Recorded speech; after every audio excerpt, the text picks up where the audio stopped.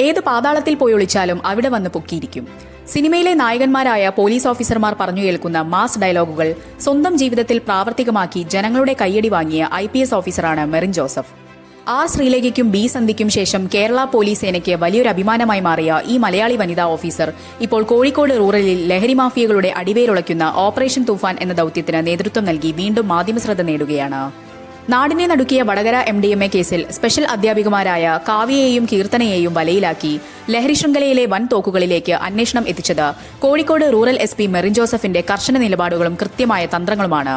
വടകര മേഖലയിൽ ഭീതി പടർത്തിയ MDMA വിതരണ ശൃംഖലയെയാണ് മെറിൻ ജോസഫിന്റെ മേൽനോട്ടത്തിലുള്ള പ്രത്യേക അന്വേഷണ സംഘവും ഡാൻസഫും ചേർന്ന് തകർത്തത്.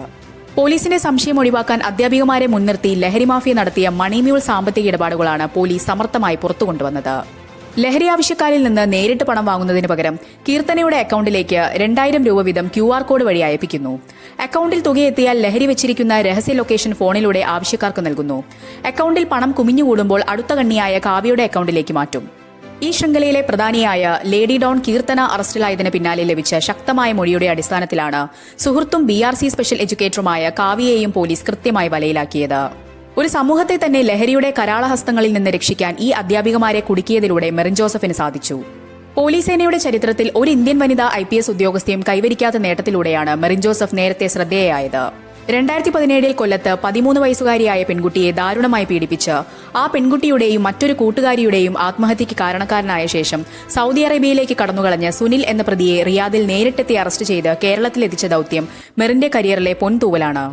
ഇന്ത്യയും സൗദി അറേബ്യയും തമ്മിൽ കുറ്റവാളികളെ കൈമാറുന്ന കരാർ നിലവിൽ വന്ന ശേഷം ഒരു പ്രതിയെ വിദേശത്ത് പോയിക്കൊണ്ട് പൂർണ്ണമായി നീതി നടപ്പാക്കാൻ മുൻകൈയെടുത്ത ആദ്യ ഇന്ത്യൻ വനിതാ ഉദ്യോഗസ്ഥയായി മെറിൻ മാറിയിരുന്നു. കേരളത്തിൽ ജനിച്ചെങ്കിലും ഡൽഹിയിലാണ് മെറിൻ ജോസഫ് വളർന്നതും പഠിച്ചതും. ഡൽഹി സ്റ്റെഫൻസ് കോളേജിൽ നിന്ന് ചരിത്രത്തിൽ BAയും MAയും സ്വർണ്ണ മെഡലോടെ പൂർത്തിയാക്കി 23-ാം വയസ്സിൽ ആദ്യ ശ്രമത്തിൽ തന്നെ IPS സ്വന്തമാക്കി കേരള കേഡറിലെ ഏറ്റവും പ്രായം കുറഞ്ഞ വനിതാ IPS ഓഫീസറായി സർവീസിൽ പ്രവേശിച്ചു.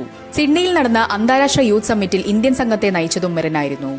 മൂന്നാർ ASP ആയിരുന്നപ്പോൾ പെണ്ണൊരുമൈ തോട്ടം തൊഴിലാളി സമരം തികഞ്ഞ സമചിത്തതയോടെ കൈകാര്യം ചെയ്ത് ഭരണകൂടത്തിന്റെയും ജനങ്ങളുടെയും പ്രശംസ പിടിച്ചുപറ്റി. കൊല്ലം സിറ്റി പോലീസ് കമ്മീഷണറായിരിക്കെ ബ്ലേഡ് മാഫിയക്കെതിരെ ഓപ്പറേഷൻ ഷൈലോക്ക്, വയോജനങ്ങൾക്കായി ബെൽ ഓഫ് ഫെയ്ത്ത് എന്നീ പദ്ധതികൾ ആവിഷ്കരിച്ചു. ആദ്യ നിയമനം മുതൽ സോഷ്യൽ മീഡിയയിൽ ഏറെ ആൾക്കൂട്ടവും വൈറൽ വാർത്തകളും മെറിന് ചുറ്റുമുണ്ടായിരുന്നു.